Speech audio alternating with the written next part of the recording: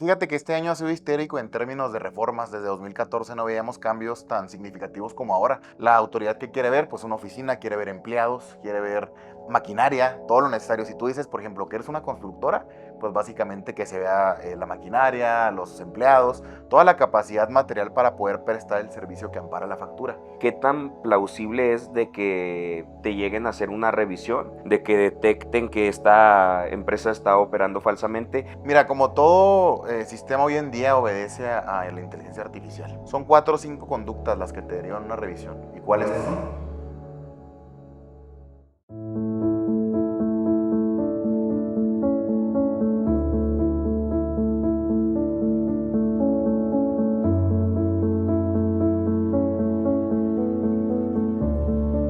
¿Qué tal, amigos emprendedores y empresarios de Chihuahua? Acompáñenme en un nuevo capítulo de su queridísimo Macro Podcast. En esta ocasión tenemos la grandiosa oportunidad de contar con una persona brillante en el tema contable, en el tema fiscal, ya sea si eres una persona física, persona moral, estás buscando emprender y todavía tienes ciertas dudas para saber cómo es que se puede llegar a tener una mayor resolución en tu pago de impuestos, en dónde darte de alta. Pues bueno, aquí todas esas dudas se van a aclarar en este episodio, así que permítanme darle la bienvenida a nuestro querido amigo Eduardo Esquiafino, aquí en Firma Fiscal Mexicana. ¿Qué ¿Qué tal, tal, Eduardo? Ulises? Un gusto estar contigo. Excelente tarde. Excelente tarde. Muy bien, entonces en este episodio me gustaría, como ya había comentado, que hablemos sobre ciertos temas quizá fiscales, contables, cuando una persona normalmente busca emprender, busca pues regularizar su situación frente a links, frente al SAT, todo este tipo de cuestiones. Entonces, para comenzar, me gustaría si nos pudieras compartir. Vi que se acaba de lanzar unas nuevas normativas con el SAT. No sé si nos pudieras platicar un poquito sobre ello. Sí, fíjate que este año ha sido histérico en términos de reformas. Desde 2014 no veíamos cambios tan significativos como ahora. La realidad de las cosas es que han cambiado varios temas, ha habido varios programas, varias reformas a leyes, ¿no? Código fiscal, renta, mayores facultades a favor de la autoridad para pues, revisar ciertos apartados que en otros años a lo mejor estaban fuera de radar y que hoy por hoy en los siguientes años van a ser tema de revisión. Entonces, ahora sí que ha sido, como te comento, histórico el tema. Pudiéramos comenzar ahora sí que, pues con las interrogantes principales que tu público te ha pactado, te ha preguntado respecto a lo que ha sucedido. No sé si quieras comentarme ahí. Platicamos anteriormente de entrar en cámara que pues traen ciertas dudas. Entonces no sé si quieras que arranquemos ahí ahora sí que particularmente con todo ese tema. Perfecto. ¿Cuáles consideras que puedan llegar a ser los principales cambios de estas nuevas regularizaciones o qué cosas detectas tú que debemos de prestar mayor atención ahora con estos nuevos cambios para igual y no entorpecernos? Sí. Pues mira, evidentemente, como toda reforma fiscal siempre persigue tintes recaudatorios, ¿no? No hay reforma fiscal que, salvo busque incentivar algo, que siempre la principal finalidad es recaudar dinero. Entonces, ¿qué vemos en estos principales cambios? Vemos reformas encaminadas a mayor verificación, mayor auditoría, mayores facultades de la autoridad para revisar apartados. Particularmente vemos temas, por ejemplo, como la visita domiciliaria express. ¿Qué quiere decir eso? ¿Qué es la visita domiciliaria? Literal, cuando la autoridad va a tocarte la puerta, a revisarte la documentación, a revisarte los impuestos, cómo andas en todos los pagos, en la determinación. Y ahora con el tema que ha estado de moda desde 2020-21, es el tema de las factureras, ¿no? El tema de estas empresas que facturan operaciones simuladas. Mucho dinero se le ha ido al gobierno por tema de facturación. Yo te puedo decir que es un tema incluso más fuerte que el huachicol, que le llaman incluso a veces el huachicol fiscal. Entonces, todo este apartado de facturas falsas, de ordeñar gobiernos, de evadir impuestos por parte de particulares, ha sido una guerra que ha tenido el gobierno federal desde el 2021. Entonces, hoy por hoy vemos, por primera vez en la historia, una facultad de comprobación. ¿Qué quiere decir eso? Una revisión encaminada particularmente a perseguir este tipo de revisiones. Entonces, ¿en qué consiste? Es muy sencilla, van, te tocan la puerta y te verifican que la empresa que esté emitiendo la factura cuente con la capacidad para poder prestar el servicio. ¿A qué me refiero? La autoridad que quiere ver, pues una oficina, quiere ver empleados, quiere ver maquinaria, todo lo necesario. Si tú dices, por ejemplo, que eres una constructora, pues básicamente que se vea la maquinaria, los empleados, toda la capacidad material para poder prestar el servicio que ampara la factura. De no contar con esa infraestructura, se procede automáticamente la nulidad, por así llamarlo, de la factura. ¿Qué quiere decir eso? Que se queda sin efectos y por consiguiente todos los efectos que el receptor le dio de deducción de ISR, de acreditamiento de IVA, pues quedan prácticamente nulos. Entonces, te podría decir yo que es una de las reformas más significativas en materia fiscal que hay. Ok, perfecto. Y con todas estas empresas que me comentas que son falsas o que se dedican exclusivamente a facturar, a simular operaciones, porque creo que son miles, o sea, son muchísimas. ¿Qué tan plausible es de que te lleguen a hacer una revisión, de que detecten que esta empresa está operando falsamente? Y en caso de que se den cuenta de que tú estás aplicando estas malas prácticas, ¿cuáles son los riesgos que estás atenido a pasar? Mira, como todo sistema hoy en día obedece a la inteligencia artificial.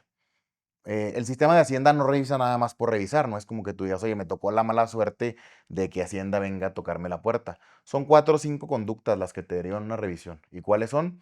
Cuando tú, por ejemplo, traes ingresos por 1 millón y nada más declaras 500,000. ¿A qué me refiero en pocas palabras? Una diferencia entre los ingresos que facturé contra los ingresos que declaré. O viceversa, ¿no? Traigo gastos por cierta cantidad y declaro gastos por más. Entonces traigo gastos por 500 pesos facturados y declaro 1,000 para no pagar impuestos, ¿no? Me atraso en el pago de impuestos, no pago las retenciones, por ejemplo, de salarios, de ISR, de IVA, cualquier tipo de retención, manifiesto un IVA que no procede. Digo, son 4 o 5 conductas las que generan una revisión. Nosotros desde la parte legal, pues nos toca verlo prácticamente a diario, ¿no? Empresas que incluso hoy en día se atrasan un mes en impuestos y ya tienen ahí la revisión encima. Entonces, te digo, prácticamente las conductas que alimentan ese algoritmo de Hacienda son 5 o 6 nada más y obviamente al encuadrar en alguna de ellas, pues que se genera automáticamente una revisión por parte de la autoridad.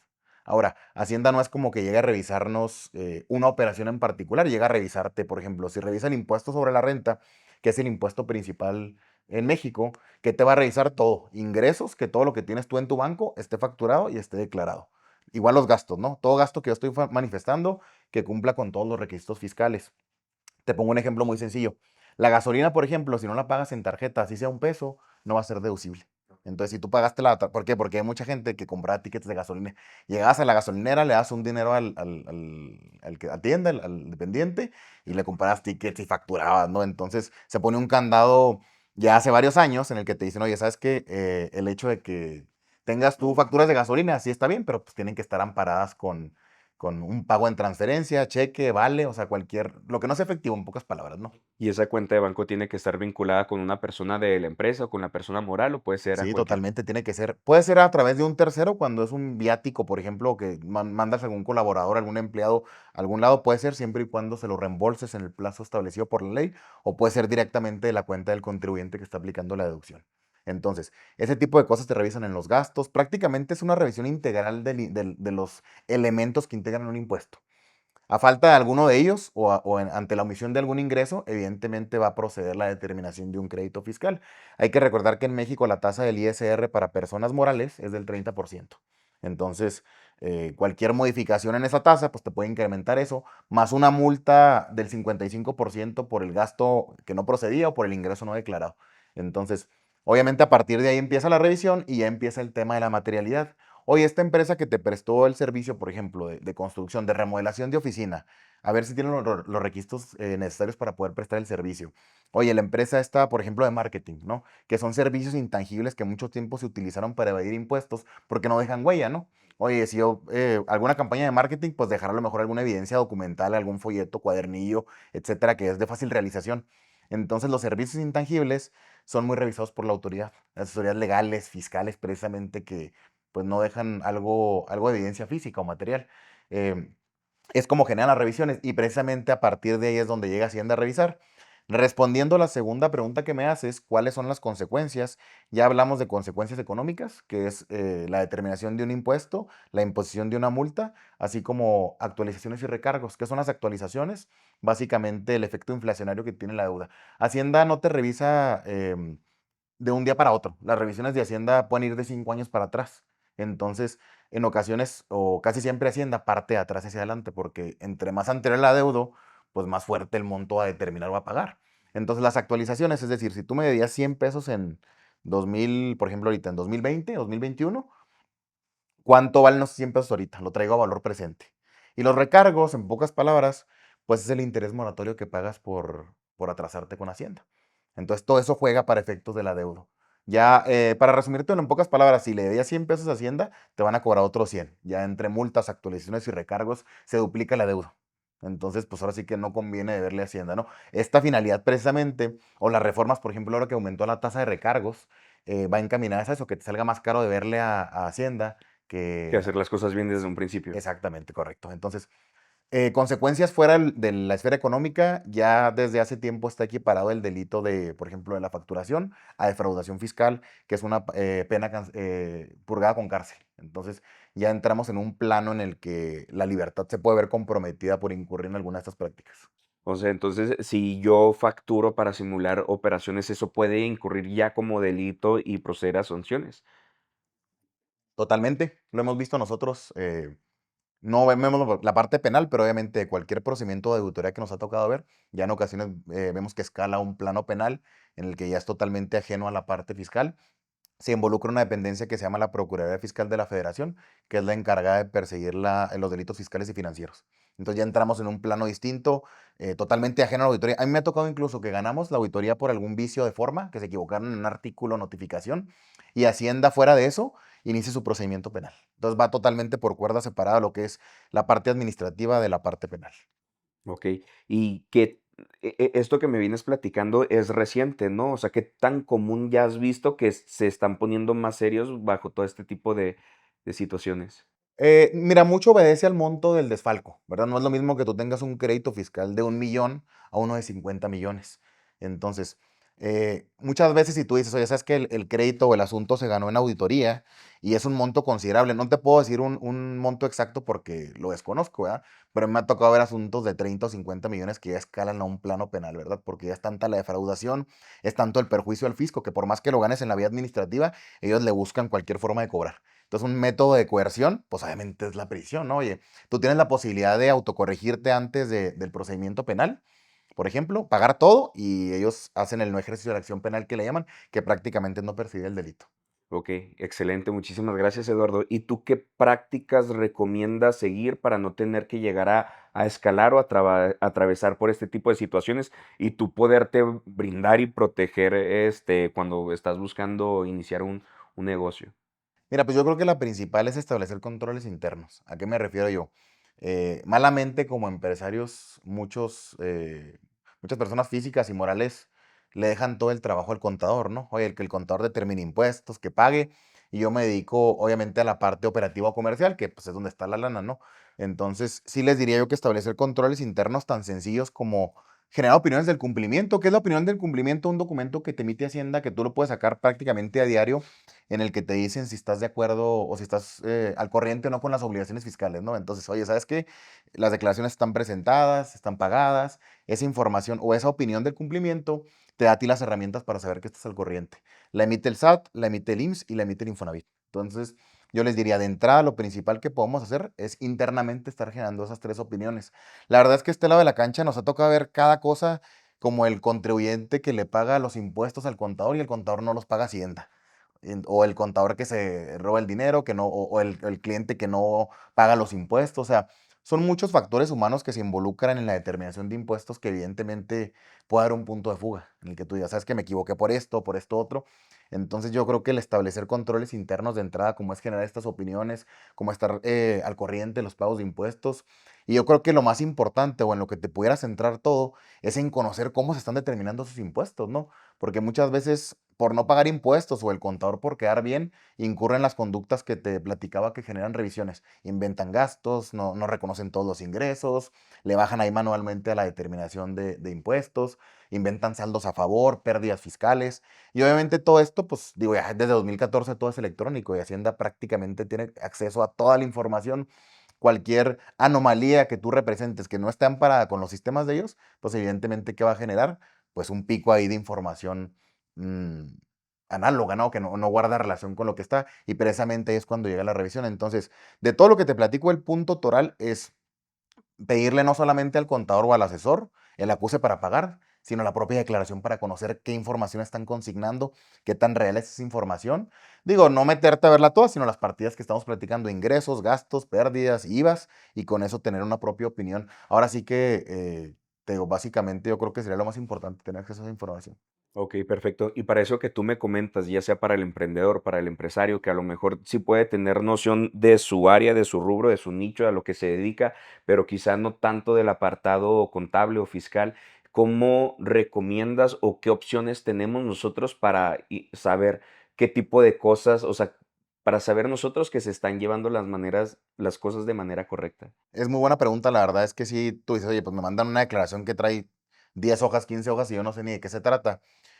Aquí es bien importante pedirle reportes al contador, les digo, o a la persona que los esté apoyando. ¿A qué me refiero yo? Tú te vas al apartado y obviamente preguntarle, oye, pues ¿dónde vienen los ingresos que estás declarando? Ah, bueno, viene el apartado que se llama tal cual ingresos. Yo veo que ahí viene, por ejemplo, 1 millón. Entonces yo le pido al contador, desglósame de qué se integra ese millón.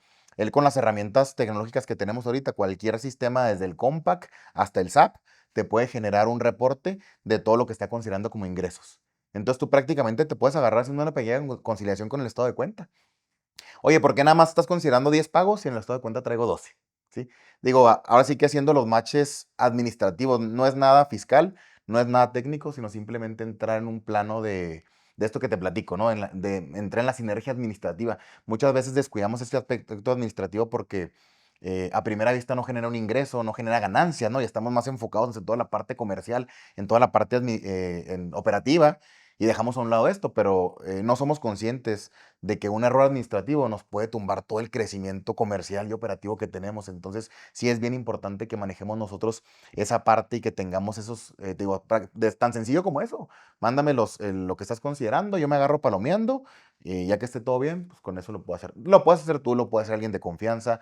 Son controles muy sencillos que te digo, no son fiscales, sino prácticamente administrativos. Ok, más que todo administrativo, ¿qué tan grande es la incurrencia de que tú por no administrar bien tu negocio, de saber cómo está tu contabilidad, el saldo que tienes a favor, lo que te vienen deudas, o sea, determina completamente si va a funcionar tu operación, tanto como si no?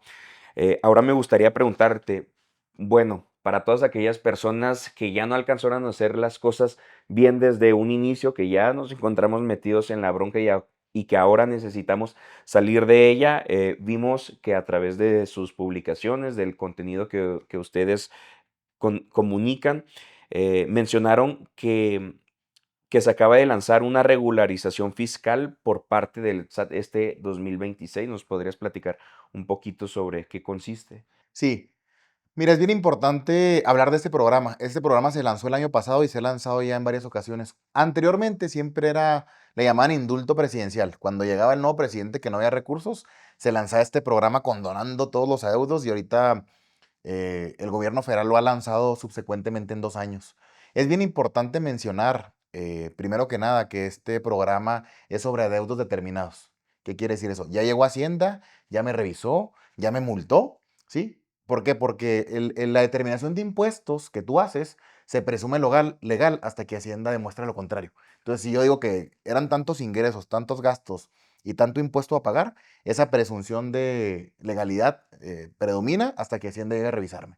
Entonces, este programa procede únicamente sobre adeudos determinados. Ya me revisaron, hay multas, recargos, hay adeudo. Entonces ya tengo yo un documento que me determina firmado por Hacienda un adeudo líquido. ¿Qué quiere decir eso? Ya determinado en cantidad. Entonces, ¿este programa en qué consiste? Precisamente va dirigido a aquellas empresas que tienen ingresos hasta 300 millones. Por ejemplo, el año pasado estaba reducido a 35. Este año lo ampliaron a 300 millones. O sea, es un mundo de diferencia el número de contribuyentes o el universo de contribuyentes que puede aplicar este beneficio. ¿Y en qué consiste? Básicamente es una reducción de multas, como te platicaba al principio. El adeudo de Hacienda, ¿de qué se integra? De lo que le debo tal cual, multas, recargos y actualizaciones. Entonces, este programa viene a decirte, debes lo que debes, tal cual, pero te condono la multa y te condono los recargos. Nada más me pagas la actualización para tenerlo a valor presente y el monto principal. ¿Sobre qué procede? Sobre multas, adeudos, también lo ampliaron ahora a materia aduanera. Entonces, si alguien importó ilegalmente algo o le determinaron en la aduana algún crédito fiscal, también procede la condonación sobre esto. ¿Cuál es el requisito? Los 300 millones y básicamente no haber aplicado alguno programas de regulación anterior. En pocas palabras con eso. Ok, entonces este programa va dirigido específicamente a personas que ya superaron cierto monto o es aplicable para cualquier persona que... Tiene un tope máximo, no mínimo. Hasta Ah, 300 máximo. millones y de ingreso, no de multa. Entonces yo facturo 250 millones o facturo 200,000 pesos, soy aplicable a este programa. Ok, perfecto. Entonces, si yo ya empiezo a tener cosas que me están descuadrando, cosas que no llegué a declarar en su momento, ¿cómo me puedo acercar yo, comenzar con este trámite para regularizar mi situación? Mira, previo al fondo del asunto, es importante mencionar que ahorita, si no te llegó Hacienda en pocas palabras y en palabras coloquiales, tú puedes autocorregirte. Hay una figura que prevé el Código Fiscal que se llama el cumplimiento espontáneo. ¿Qué quiere decir eso? Mientras Hacienda no me requiera, o sea, no me toque la puerta, yo puedo presentar declaraciones, puedo mover todo y no va a haber multas, no va a pagar absolutamente nada. Entonces, si no tenemos ya algún requerimiento o algún documento formal de Hacienda y nos damos cuenta de estos errores, ¿cuál es la forma más común de corregirlos? Con una auditoría. Oye, yo llego y te reviso, cualquier despacho contable, fiscal, te hacemos una auditoría de toda tu situación fiscal, vemos cómo estás y a partir de ahí cuantificamos el pasivo contingente. ¿Qué quiere decir eso? Lo que se le debe a Hacienda y ya te decimos, mira, vamos, digo, evidentemente se hace del lado del contribuyente, ¿no? Oye, a lo mejor sabes que no declaraste sus ingresos, pero ¿qué crees? Este gasto tampoco lo consideraste. Entonces intentamos agotar la mayoría de herramientas posibles para que el contribuyente, dentro de un margen de legalidad, pague la menor cantidad de impuestos posible. Sí, porque si yo me echo un clavado hacia atrás a mi historial, todas las cosas que otros meses pude haber llegado a declarar, que no declaré, o situaciones que no cuadran bien, ahí lo que procedería sería hacer el cálculo de cuánto me corresponde pagar por situaciones o declaraciones que no hice en el pasado, más no tengo la oportunidad tanto como de generar una nueva factura que se haya hecho en determinado mes para aliviar esa situación, ¿no? Más bien es como hacer bien el cálculo y pagar, ¿no? Es correcto, así es. Evidentemente depende mucho del impuesto. Por ejemplo, si hacemos una revisión en junio del 26, del mismo 26 sobre ISR, todavía hay posibilidades porque el ISR es un impuesto anual. Todos los pagos que tú haces mes con mes son provisionales, como su nombre lo dice, van a cuenta del impuesto anual. Pero, por ejemplo, el IVA es un impuesto definitivo. De IVA no hay declaración anual. Entonces, lo que no lograste consumar dentro del mes, ya no lo puedes corregir en meses posteriores. Salvo que tengas algún saldo a favor, alguna excepción a la regla general, sí procede, pero en términos generales no. De ISR, si se revisa el mismo año, sí. Ahora, hay que ser muy conscientes del nivel de empresa, ¿no? No es lo mismo una empresa ya consolidada, una pyme, a una empresa presemilla o semilla que va empezando. Entonces, no necesariamente es menester tener que contratar un despacho. También nosotros lo que hemos hecho en ocasiones con empresas más pequeñas es darles las herramientas para que ellos mismos se revisen. Oye, mira, vas a checar esto, así como platicábamos ahorita. Te vas a agarrar con los estados de cuenta palomeando, vas a descargar las facturas del SAT de esta manera. Realmente ya con las herramientas tecnológicas y con una buena supervisión, cualquier persona lo puede hacer. Entonces ya no es lo mismo como despacho llegar a hacer todo el trabajo a llegar a revisar nada más. Entonces, sabes que mira, ya hice yo el 90% del trabajo, ya los puntos finos de estos te pido una opinión, te pido una revisión y ya sobre esos cotízame el servicio, ¿no? Entonces también es factible, te voy a contar, la verdad es que los sistemas de Hacienda, particularmente la página del SAT es muy amigable y todavía la simplificaron más el año pasado, o sea, te metes tú, ingresas a la página del SAT y ya te dice personas o empresas, ni siquiera te dice personas físicas, personas morales. Entonces ya lo simplifican más para que el contribuyente tenga, bueno, el contribuyente común tenga más acceso a estos sistemas.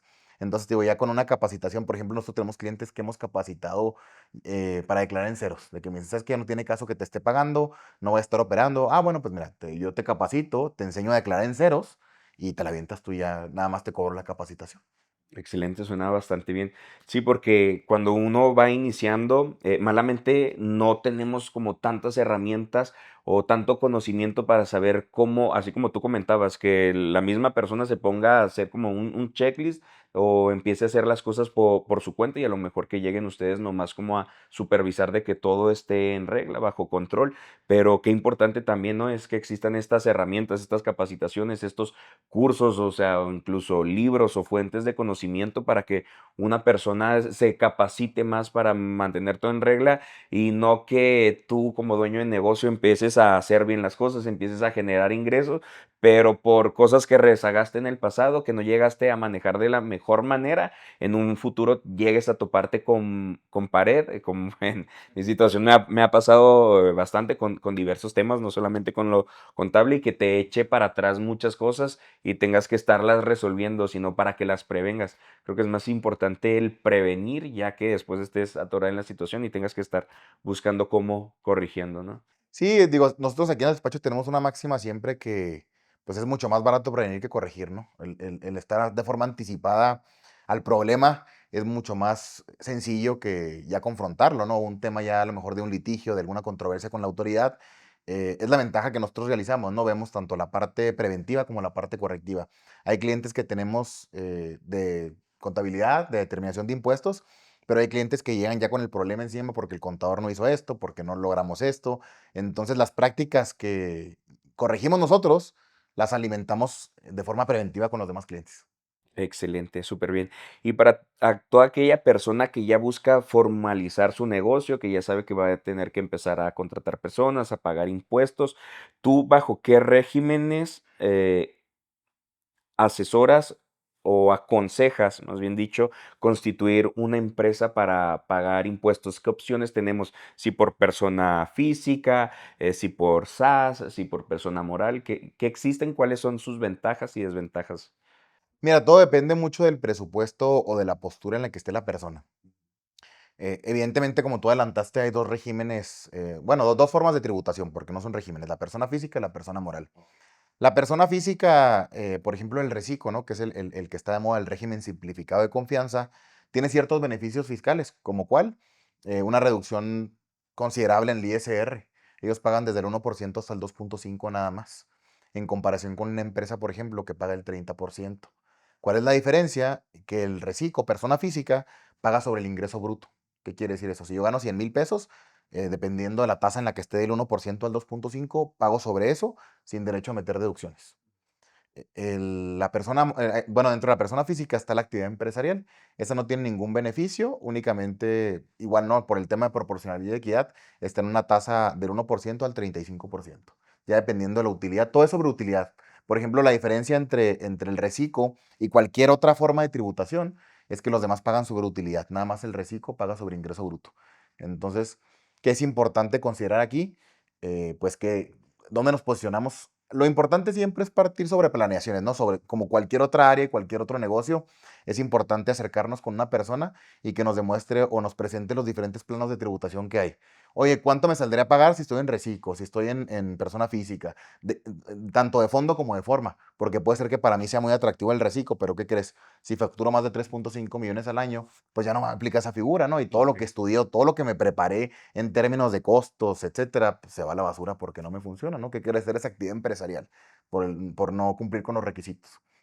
Entonces, la actividad empresarial, retomando el tema, paga sobre una utilidad y ahí dependiendo de la tasa en la que nos posicionemos, ¿no? Yo sugiero en ocasiones que si el negocio va empezando, se constituya o empiece a tributar como persona física. ¿Por qué? Porque pues, de entrada no tienes costos de constitución, su operación es mucho más sencilla y su mecánica contable y fiscal es más barata que una persona moral, ¿sí? Obviamente esa es la ventaja principal que tiene, la simplificación administrativa, pero también tiene puntos en contra, ¿no? ¿Cuál es el principal? La razón por la cual se crean las empresas. ¿Por qué constituyo yo una sociedad mercantil? Porque esa sociedad es otra persona distinta a mí. Por más que yo sea el representante legal, el accionista mayoritario, el dueño coloquialmente conocido, esa es una persona aparte. Entonces, las obligaciones que tenga esa empresa, por ejemplo, con obligaciones fiscales, laborales, mercantiles, nada más se quedan en el plano de la persona moral. O sea, no trascienden a mi patrimonio. Yo, representante legal, no me puedo ver involucrado o no puedo responder por las deudas que tenga la empresa. Entonces mi patrimonio se queda protegido. A esta figura se le llama el velo corporativo, que prácticamente es una protección que te da la persona moral sobre el patrimonio de la persona física. Entonces, todos tus bienes, todas tus inversiones, todo tu patrimonio se queda protegido porque quien está al frente es una persona moral. ¿Qué quiere decir eso? En dado caso de alguna demanda laboral, de alguna demanda mercantil, quien responde es la empresa y no el representante legal en lo personal. Es como que la principal ventaja o la razón por la cual se crean las empresas, ¿no? Ahora, en las empresas también tenemos dos regímenes, el régimen de confianza, que es reciclo pero de persona moral, y el régimen general. ¿Cuál es la diferencia? El reciclo persona moral también paga sobre utilidad, ¿sí? Pero tiene ciertos beneficios como no presentar una declaración que se llama la DIOT, que es la declaración informativa de operaciones con terceros. Son más, digo, darle más información a Hacienda, ¿no? Entonces te relevan de esa obligación, te relevan de subir la contabilidad electrónica, que es una obligación también que hay que estarle informando a Hacienda prácticamente toda la contabilidad. Y su tope son, bueno, otro punto muy importante es que el ISR lo paga hasta que te pagan la factura. Por ejemplo, la persona moral del régimen general tiene que pagar el impuesto desde que emite la factura. ¿Qué quiere decir eso? Imagínate una empresa, por ejemplo, que le presta servicios a un cliente que le paga 180 días. De por sí ya batalló con todo el tema del apalancamiento comercial y tú vas a tener que pagarle a Hacienda por adelantado el impuesto, pues es poco práctico, ¿no? La persona moral reciclo paga el impuesto, el ISR, hasta que le pagan. Entonces ya hasta que yo recibo el flujo de efectivo, nace la obligación de pagar el ISR y el IVA. Y la moral del régimen general para el ISR lo paga desde que emite la factura. Entonces, se presta mucho para la planeación fiscal si la sabes utilizar, ¿verdad? ¿Cuál es el tope de reciclo persona moral? Son 35 millones, que es 10 veces el tope de persona física, y te pide que sea constituida únicamente por personas físicas, que no sea constituida, o sea, que la sociedad no tenga otras socios sociedades, por así decirlo. ¿Cómo fue eso último que mencionaste? Disculpa. La persona moral puede estar constituido por personas físicas o morales. ¿Qué quiere decir eso? Si yo tengo una empresa A, puede tener de socios a la persona física A o persona física B, pero también puede tener socios personas morales. Entonces, por ejemplo, hay sociedades que son clientes de nosotros, que los socios son otras sociedades. Ok. Aquí no te permite eso la ley para el reciclo, te pide que los socios sean nada más personas físicas. O sea, tú y yo, socios de moral, sí aplicamos para el reciclo. Pero si tu empresa y mi empresa quieren ser socios de la empresa, no se va a poder. Ok, entonces tú cuando ya tienes un negocio y estás buscando la manera en saber cómo estar eh, constituido, podría ser la Exacto, sí. palabra correcta, si como persona física, si como en reciclo, los reciclos como persona física pueden emitir facturas. Sí, totalmente, claro. Deben emitirlas, es una obligación. Ok, perfecto, al prestar los servicios. Entonces, ya dependiendo de cuáles vayan siendo tus características en la manera en cómo vas a operar, es donde terminas cayendo en cada uno de estos regímenes. Es correcto, sí. Depende, y les digo, yo hago mucho énfasis siempre en eso, ¿no? Porque si nos vamos con una recomendación general, todo mundo santifica el reciclo y cámbiate a reciclo, pero les digo, hay ciertos requisitos, ¿no? Entonces, pues antes de tomar cualquier decisión, la recomendación sería acercarse a un profesionista y que esta persona los asesore, les diga si sí encuadran o no, y sobre todo que te, digo, te haga esta corrida financiera y fiscal de cuánto pagarías, cuánto no pagarías, si es viable que tributes ahí o si no es viable. Ok, entonces yo veo que bueno, por todo lo que comentas, de las mejores opciones que uno tiene al momento de comenzar un negocio sería la persona moral en reciclo, ¿no? Ya que le puede llegar a caer todo este tipo de situaciones o obligaciones o responsabilidades al patrón si quiere operar como persona física, ya sea que contrate a una persona, que sea demandada, que tenga que hacer un pago de impuestos, que tuvo ciertas multas, que quedó mal con algún proveedor, o sea, todo este tipo de cosas cuando uno opera como persona física y empieza a prestar los servicios con su nombre, puede atenerse a presentar todo este tipo de, pues, de riesgos, ¿no? Sí, totalmente. Y a veces también, así como santificamos el reciclo, satanizamos la persona moral. Ujú. ¿En qué sentido? Oye, pues me va a salir muy cara el notario, pero hay que recordar que incluso hay empresas que podemos crear gratis por internet, como es la SAS, ¿no? Esta sociedad que tú creas a través de la Secretaría de Economía. Tiene una serie de pasos muy simplificados, casi casi for dummies, de que solicitas nombre, paso 2, selecciona las actividades. Realmente es una página muy amigable para el emprendedor y no tiene costos. Puedes crear una persona moral prácticamente gratis sin involucrar aquellos costos notariales, registrales, honorarios de abogados. Entonces también, digo, son herramientas que el gobierno federal implementa desde 2016 para efectos de y motivar a los contribuyentes precisamente a incorporarse a la formalidad. Oye, no quiero ser persona, o quiero ser persona moral, pero me cuesta. No, espérate, hay una página de gobierno que te permite hacer una empresa gratis y la puedes hacer tú mismo. Entonces todo eso viene a facilitar y a incentivarte ahora sí que a tributar. Ok, ¿y cuáles consideras que vendrían siendo las principales ventajas y desventajas de esta persona, el SAS, ¿verdad? Es como me comentas. Sí, la SAS. La SAS significa Sociedad por Acciones Simplificadas. Es muy importante precisar eso, es el acrónimo. Las ventajas, ¿cuáles son? Pues evidentemente todo lo que platicamos del velo corporativo. Esta empresa, digo, pues también quieras o no el tributar como empresa, pues te da cierta formalidad comercial también, ¿no? Que ven ya el nombre de una sociedad constituida, te da una cierta reputación comercial que hacerlo a título de persona física. Yo te diré que son las dos principales ventajas. Desventajas, te puedo decir que el manejo contable de cualquier persona moral es un poco más costoso que el de una persona física por ciertas obligaciones, tiene más regulaciones, toda esa parte. Y las SAS particularmente, ahorita debe andar teniendo un tope como de unos casi 8 millones de ingreso.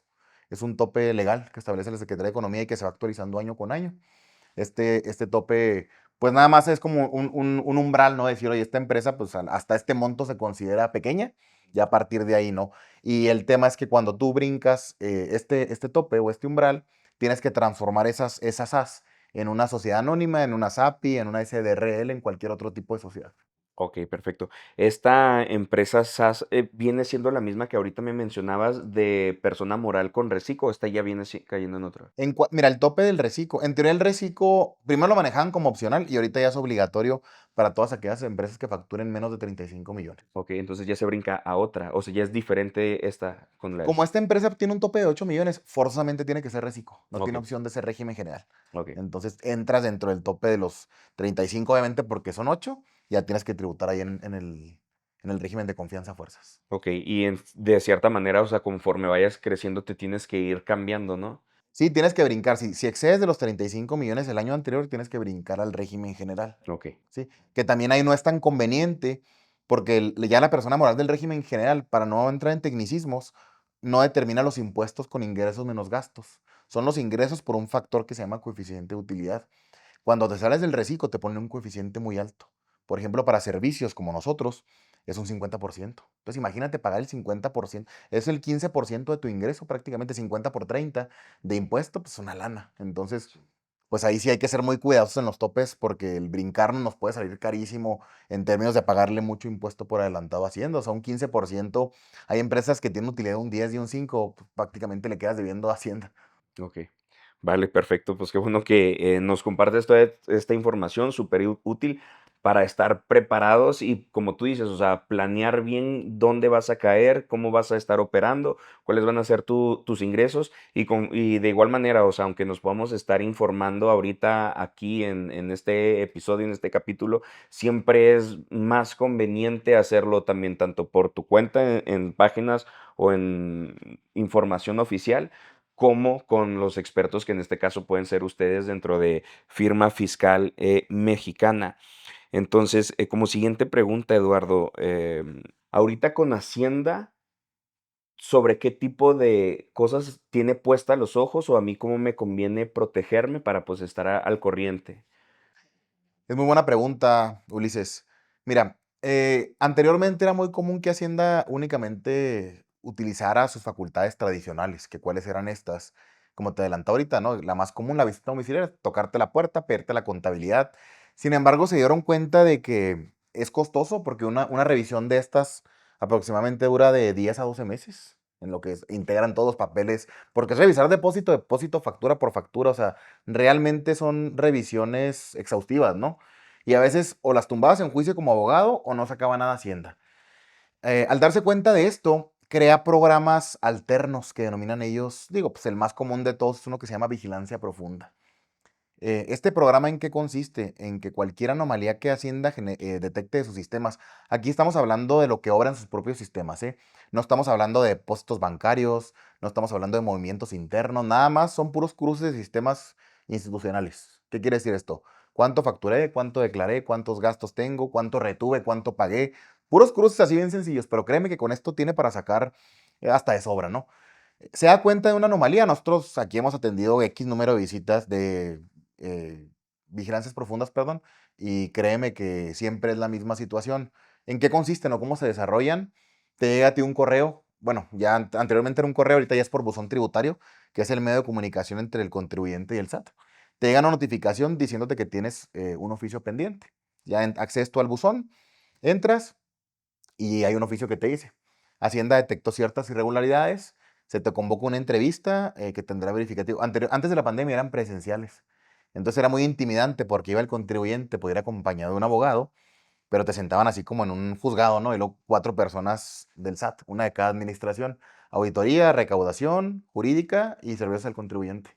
Y te empezaron a preguntar, ¿este es su domicilio? Así como que temas generales primero, y luego ya entran en materia. Oye, pues mira, detectamos estas diferencias, traes estos temas, y ahí no es como que tú tuvieras que replicarlo, defenderle, simplemente pues ibas a escuchar, vas a escuchar todavía. Ellos no te van a cuestionar ahí, no es nada personal, saben que muchas veces no es error del contribuyente o no es doloso, es involuntario el error, es imprudencial. Entonces, llegan tal cual y te dicen, bueno, ya detectamos todas estas diferencias, tú tomas nota, le tomas foto a la presentación y te dicen, tienes 10 días para autocorregirte o demostrarme que yo estoy viendo las cosas mal, estoy apreciando las cosas incorrectas por esto y esto, ¿no? Si no te autocorriges en esos 10 días, te cancelan los sellos digitales. ¿Qué quiere decir eso? Ya no puedes facturar, ya no puedes emitir facturas. Claro que te ahorcan porque ningún cliente pues, te va a pagar sin factura, ¿no? Entonces, se desarrollaba de la forma presencial, llega la pandemia y lo hacen virtual. Y ahorita ya se queda virtual. Entonces llega el link, era Zoom, ya desarrollaron una plataforma institucional para hacer este tipo de entrevistas. Y se desarrolla la entrevista igualita, que era presencial, y vuelven a la misma situación. 10 días para aportar pruebas y desvirtuar lo que está aquí o pagar. Si no pagas, cancelación de sellos y elegir oficio de auditoría, o sea, hay posibilidades de que ya te revisen. ¿Por qué? Porque en este programa, como es preventivo, no hay multas. Nada más pagas recargos, actualizaciones y lo que debes. No hay imposición de multas. Pues total que se hizo tan viral y tan fructífero para Hacienda que viene a superar por mucho el número de auditorías. O sea, ahorita tal cuestión como que ellos chequen ciertos clics, ciertas diferencias y procede automáticamente la vigilancia. Entonces, ¿qué quiere decir esto? Les cuesta a ellos cuestiones de minutos para detectar irregularidades, no meses como pasa con una visita domiciliaria normal, y te dan 10 días para pagar o simplemente te ahorca, ¿no? En términos fiscales, pues no puedes facturar. Entonces, se dota este año, por ejemplo, también a las autoridades para cancelar el RFC de ciertos contribuyentes.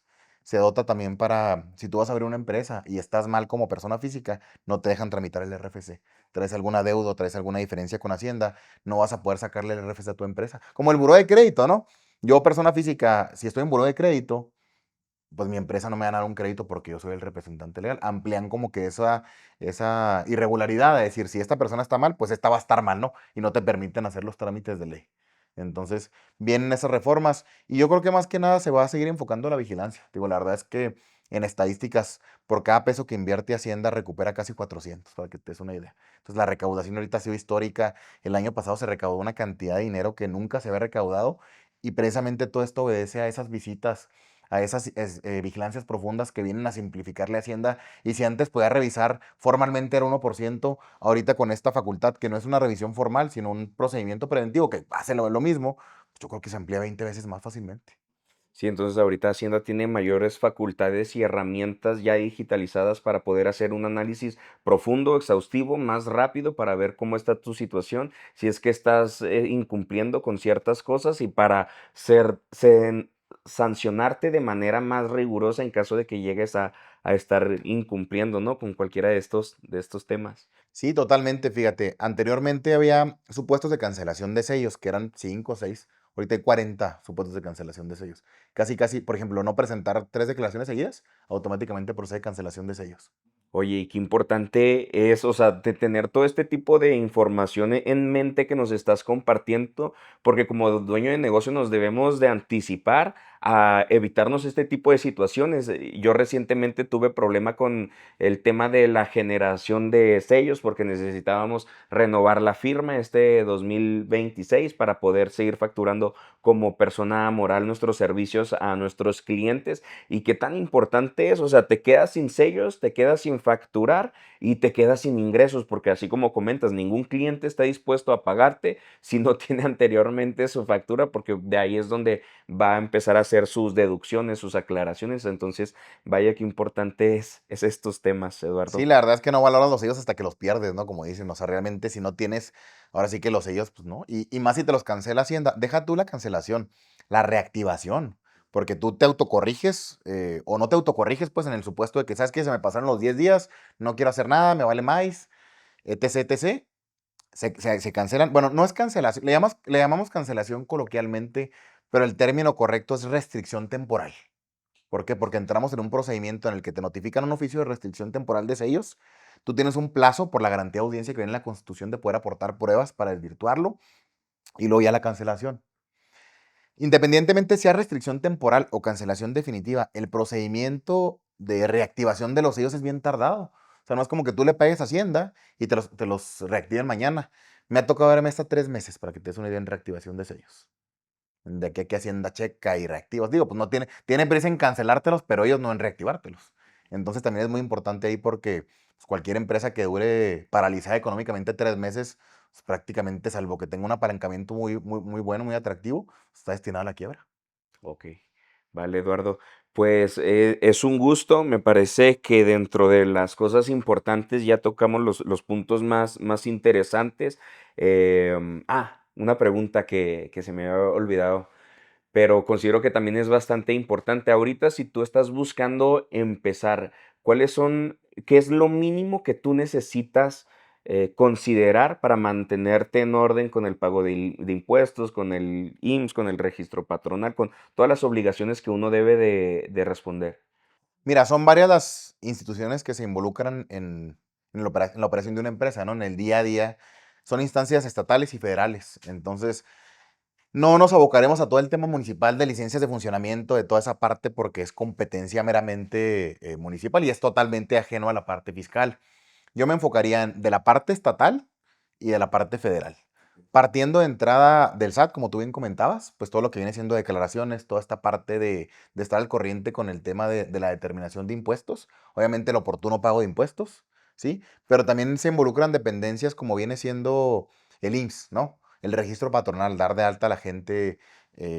Ahorita los costos sociales se han incrementado considerablemente. Ahorita una persona en el IMSS por mes con el salario mínimo, que pues ya ni es tan mínimo, estamos hablando de 315 pesos diarios, 330 para efectos del IMSS, pues te costará unos 1,800 por mes y unos 2,600 cada 2 meses, o sea, ya son costos elevados.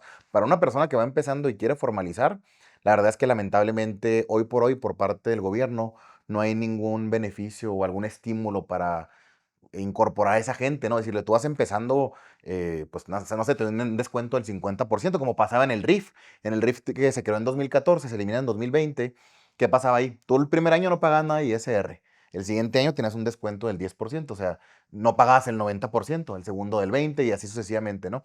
Y en tema de IMSS había una figura que se llamaba el RIS, que era el régimen a la incorporación social. Los primeros 2 años tenías un descuento del 50% de IMSS, los otros 2 años del 40%, así hasta el 10.º año que ya pagabas normal. Que digo, es un procedimiento pues relativamente atractivo para las empresas, ¿no? Oye, pues voy a ahorrarme una lana. Hoy por hoy no hay nada de eso, el gobierno está con una postura de mano dura recaudatoria.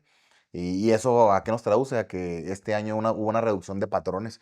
Para efectos del IMSS, en lugar de incorporarse más patrones, se disminuyeron. Entonces, nadie quiere pagar el IMSS, es la realidad de las cosas. Sería el IMSS, obviamente las cuotas del Infonavit, hay que recordar que esas llevan una aportación patronal y una parte obrera, como las del IMSS, tal cual. Y el impuesto sobre nómina, que es un impuesto que nos cobra el gobierno estatal por tener empleados. O sea, no hay ningún estímulo tampoco estatal para fomentar el empleo, al contrario, tienes empleados, te castigo con un 4% del total de tu nómina. Más Expo Chihuahua, más contribución, o sea, es como una especie de impuesto sobre impuesto, porque aparte de la nómina te cobran el Expo Chihuahua, que es el centro de convenciones, Ficosec, que es el de la seguridad, y ya prácticamente pues, te cobran por todo, ¿no? Entonces, si tú me preguntaras para estar al corriente, yo te diría, obviamente cumplir con lo del SAT, timbrar la nómina, ¿qué quiere decir eso? Los recibos de nómina, dar de alta a los trabajadores en el IMSS e Infonavit, el impuesto sobre nómina, y ahora está de moda también un nuevo crédito que traen ellos a los empleados, ¿no? Que es el Fonacot, que es el Fondo Nacional es prácticamente un crédito que dan los trabajadores. Entonces el Fonacot ya también lo tienes que tener. Si algún trabajo, hay empresas como hasta Coppel que te aceptan Fonacot. Entonces, hay muchos negocios que dicen afuera, acepto crédito Fonacot y ya el trabajador tiene acceso a créditos corrientes o tiene que tener acceso a ese tipo de créditos corrientes. Y ya es una obligación más, ¿no? Que también hay que retenerle al trabajador. El problema es si gana el mínimo, pues no le puedes estar reteniendo y reteniendo. Lo más que le puedes retener a una persona que gana el mínimo es el 30% sobre el mínimo. Si son 300 pesos el mínimo, pues le puedes retener nada más 90 pesos. Si exceden de las retenciones, pues ya es bronca del patrón casi casi. Entonces, son varias dependencias las involucradas, son muchos los costos y son pocos los apoyos. Ok.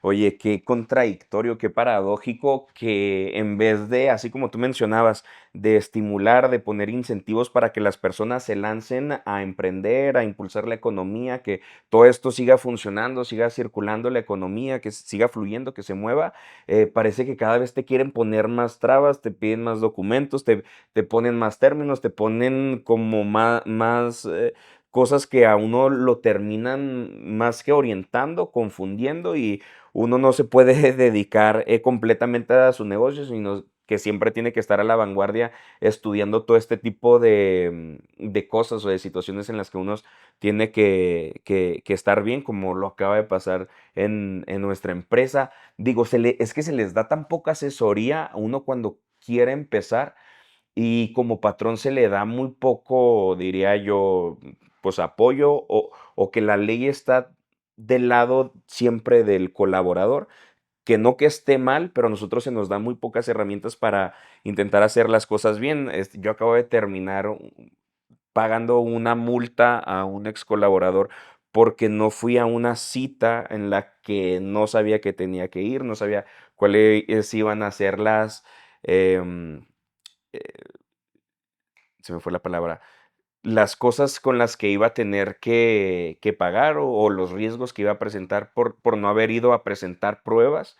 Entonces, pues vaya, es bastante importante, ¿no? Todo este tipo de cuestiones de estar apoyados, de estar orientados, pero bueno, es súper importante siempre buscar cuáles son todo este tipo de organizaciones, como lo puede ser la de ustedes, que brindan apoyo al emprendedor, al empresario, para que, pues bueno, regularice toda su situación. Es un gusto, Eduardo, haberte tenido como invitado. Considero que es una de las pláticas más fructíferas o se ha compartido información más de valor. Así que, pues muchísimas gracias, Eduardo, por tenerte como invitado. No sé si tengas algún otro comentario, algún mensaje que quieras hacer antes de despedirnos. Pues mira, yo creo que sí, para todos los emprendedores siempre es la misma, ¿no? Vemos a lo mejor posturas negativas por parte de la autoridad, vemos, como tú comentabas, ¿no? Mucho trámite, mucha tramitología, sin mencionar Profeco, otras dependencias que también, más que ayudar, a veces perjudican, clausuran negocios. Pero más allá de todo ello, yo creo que el sentido del emprendedor siempre tiene que estar por encima de todo eso. El emprendedor tiene que estar preparado para cualquier ola o marea que se venga, ¿no? Estar al corriente. Y tú sabes que esto del emprendimiento, seas despacho, seas empresa, es la misma, ¿no? Siempre va a haber problemas y problemas y dificultades. Aquí lo importante, aparte de tener la voluntad y la disposición para poder salir avante, es asesorarte de las personas que te puedan apoyar.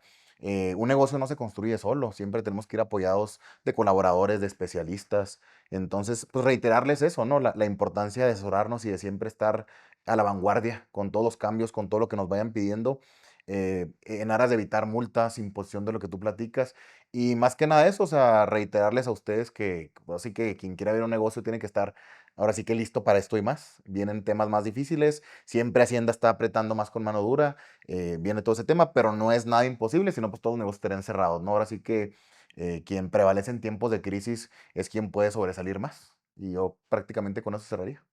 Excelente, Eduardo. Pues muchísimas gracias por tus palabras, por tus aportaciones. Y es que es tan cierto, ya cuando tienes que afrontar todo este tipo de situaciones, lo que más te conviene, ya no queda otra cosa más que la mentalidad del emprendedor, de la actitud, del ver cómo voy a resolver cualquier situación que vaya surgiendo, ¿no?